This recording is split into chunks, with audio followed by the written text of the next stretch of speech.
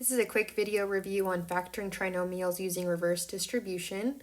The first two we're just going to use as like a template of how to distribute, so it kind of helps us get ready for the next part. Here we're going to multiply x times x and get x squared, x times 7 and get plus 7x, negative 3 times x and get minus 3x, negative 3 times 7 and get minus 21. Notice here these middle two terms are like terms because they both have x's, so the final one, or the final answer would be x squared plus 4x minus 21. Next one, same pattern, 2x times x is 2x squared. 2x times negative 6 would be minus 12x. 5 times x is plus 5x. 5 times negative 6 is minus 30. Again, these two middle terms are like terms. They combine and give us 2x squared minus 7x plus 30.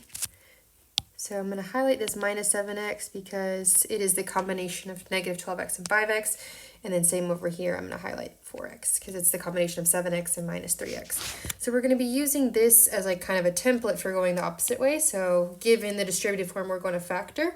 So we have x squared minus 4x minus 32. I'm going to set up two parentheses here. And since my first term is x squared, I know it's going to be x and x in my first two like slots of the factors. In the last two slots, we want to multiply to get 32. And we want to add to get 4x. Let me go ahead and move that out of the way. Negative 4x. So factors of 32 would be 1 times 32, 2 times 16, 4 times 8. That's all I can think of off the top of my head. So we're trying to figure out which of these multiply to get negative 32 and add to get negative 4. So that would be 4 times 8. And here kind of where this reverse distribution comes in, I'm going to grab another color, but multiplying this times this and then combining it with this times this should equal our negative 4x. So the way to get that to happen would be if we made this a plus 8 and this a minus 4, this top loop would be plus 8x. And this bottom loop would be minus 4x. And notice when we combine those, we get a positive 4x. And so we would erase our symbols. And if we had a minus 8 here and a plus 4,8 here, we'd have negative 8x as our outside loop.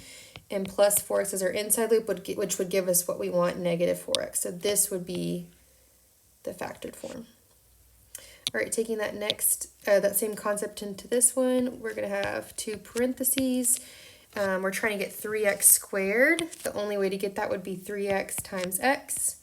We're trying to multiply to get negative 7 and add to get plus 20x. Luckily, there's really only one way to get negative 7, which would be 1 times 7. And one of them is going to be negative. And then we just have to figure out where they go. So let's start with 7 and 1 here. If we check our loops, we have 3x and 7x. And adding or subtracting, no matter how we put our negatives, there's no way to get those two to equal 20x. So we can go ahead and erase all that. So we know it's not going to be 1, 7. It's going to be, 7, 1, and we're going to switch those. And then let's check our loops again. Here we've got a 21x, and here we've got a 1x. If we subtract those would get 20x, and we need it to be a positive 20x. We want a positive 21x and a negative 1x. So that would give me a plus 7 here and a minus 1 here. And those two do multiply to give me negative 7x. So just checking really quick. Negative 1 times positive 7 is negative 7. So this is our answer. Last one, we've got two parentheses. Now 4x is a little tricky because we could have 4x times x, or we could have 2x times 2x. We don't know which one is correct, so we could try multiple things. For 25, we're trying to multiply to get that, so that could be 1 times 25 or 5 times 5. Again, we don't know. We would be trying different things in all of these slots. And then if you notice here, we don't have anything in the middle, so we're trying to add to 0x. So I'm going to kind of skip ahead. You could plug in, try different things. The answer is going to be a minus 5x and a positive 5x, so we can get a cancel out to 0. And really quick, I'll show you with the loops. This outside loop would be 10x.